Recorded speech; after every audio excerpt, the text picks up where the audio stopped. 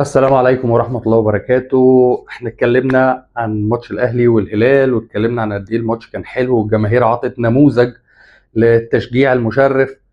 بعد الماتش شفنا فيديوهات انتشرت على السوشيال ميديا وعلى اليوتيوب عن خناقة حصلت في اوض خلع الملابس. ابتدت بان في كام واحد من الجمهور حدف كام ازازة، بس ده ما اثرش على اي حاجة. وشفنا لعيبة الاهلي خارجة هي ولعيبة الهلال داخل الممر الاوض خلع الملابس.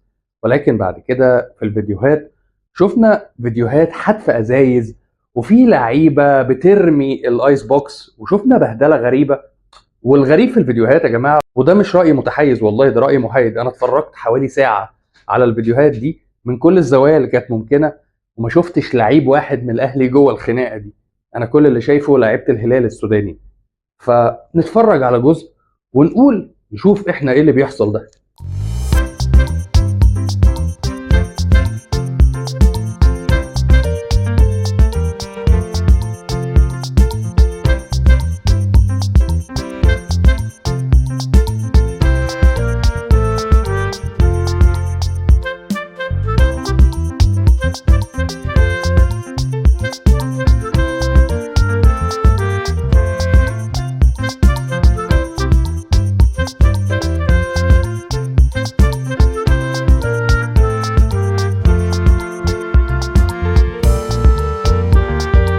زي ما انتم شايفين، هو انا اكيد عامل ميوت للصوت لان كان فيه الفاظ وفيه شتايم.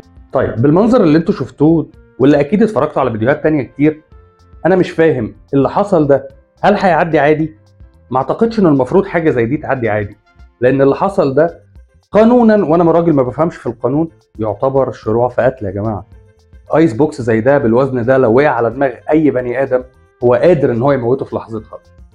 السبب المهم ايه اللي حصل خلى كل ده يحصل من الاساس؟ البدايه بتاعت الموضوع كانت ايه؟ لازم يكون في تحقيق. طيب هل اللعيبه بتاعت الهلال السوداني هيحصل لها مساءله قانونيه بما انهم كانوا بيعتدوا على ناس اثناء تاديه وظيفتهم؟ ايا كان الناس هم مين، هم اعتدوا على ناس جوه استاد في كوره، جايين يلعبوا كوره، فالكوره توصل بالمنظر اللي احنا شفناه ده؟ اكيد محدش في الدنيا يقبل باللي احنا شايفينه ده، ولا مصري ولا سوداني. اي حد عاقل عمره ما هيقبل منظر زي ده، خصوصا لو احنا كنا في تنافس رياضي هدفه الروح الرياضيه وان احنا نقرب الشعوب من بعض، وده هدف الكوره بشكل عام في العالم كله. احنا قلبناها لصراع، وده نتيجه الفتنه اللي بتحصل بقالها اكتر من اسبوعين على السوشيال ميديا، ومع الاسف متسبب فيها صفحات يتزعمهم صفحتين: الصفحه الرسميه للهلال السوداني مع الاسف، وصفحه تانية باسم الهلال السوداني، والاتنين واخدين العلامه بتاعت الفيسبوك ان الصفحات دي منتميه للنادي ده. فاكيد لازم يكون في مساءله قانونيه للناس دي على الموقف اللي هم عملوه، ولو في حد من لعيبه الاهلي اخطا لازم يتحاسب معاهم، حتى لو بايقاف، لو بشطب، لو بحرمان من لعب الكوره، حتى لو هتوصل لحبسه بما انه اشعل فتنه زي دي جوه استاد لازم يتعاقب، لان بسبب اللي حصل ده كان في ناس ممكن تموت. ده بغض النظر عن الاصابات، احنا لغايه دلوقتي ما نعرفش هل في اصابات، هل في حد حصل له حاجه، هل في حاجه مصيبه كبيره حاصله جوه.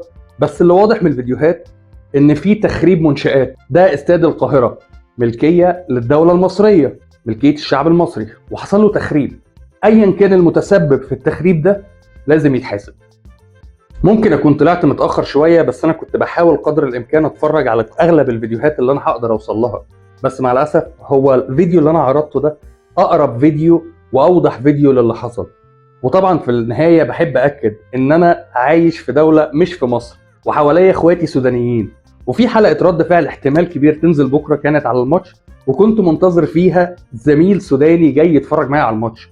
فمعنى كده ان احنا بنأكد ان اخواتنا السودانيين مفيش اي ضغينه بينهم، احنا مش في حرب يا جماعه، احنا اخوات ودي كوره ورياضه. اللي حصل ده ايا كان مين المتسبب فيه لازم يتحاسب، بس في النهايه احنا كنا دوله واحده وشعب واحد لسنين كتيره قوي. شكرا ليكم، وانا مصطفى الشاعر، وده كان ملخص سريع للي حصل بعد ماتش الاهلي والهلال. السلام عليكم.